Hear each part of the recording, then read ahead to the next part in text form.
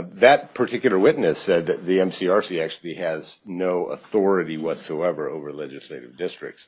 And we're talking about these very bylaws which make specific requirements for legislative districts because they actually create the legislative districts. So when Plaintiff Wood stood up and testified that Maricopa County Republican Committee has absolutely no authority over Legislative District 3. What she was in essence saying, Your Honor, is that the state of Arizona is completely independent and the federal government has no control over it.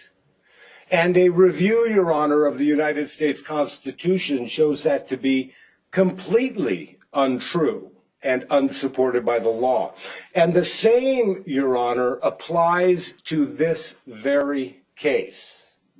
Legislative districts in the state of Arizona, Your Honor, are not just created by legislative fiat or decree. In fact, ARS 16823A, Your Honor, very clearly uses the term may when it says that political parties that qualify for the ballot may create legislative districts. And the testimony before this court, as well as in Zarni v. MCRC, showed that there are 2 counties in the state of Arizona that rely on these legislative districts because of their size and the overwhelming nature of trying to manage over 4,000 political precinct committeemen.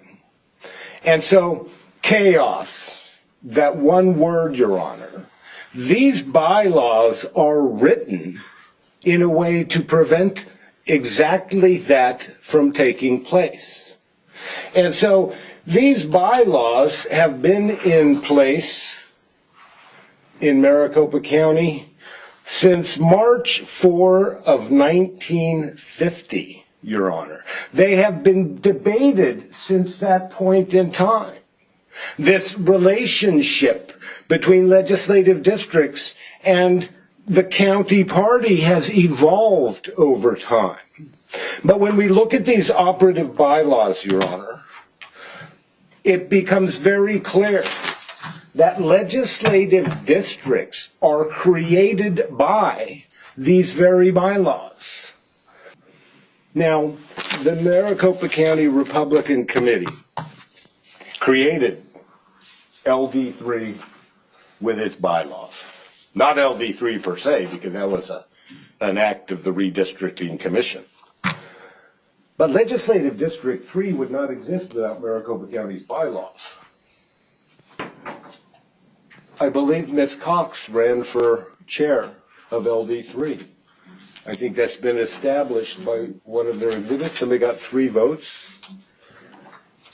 The testimony of Plaintiff Woods shows they can't even get enough people to have a formal meeting. They have to call them, what do they call them?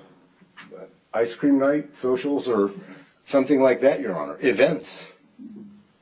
As opposed to formal meetings where you can conduct business.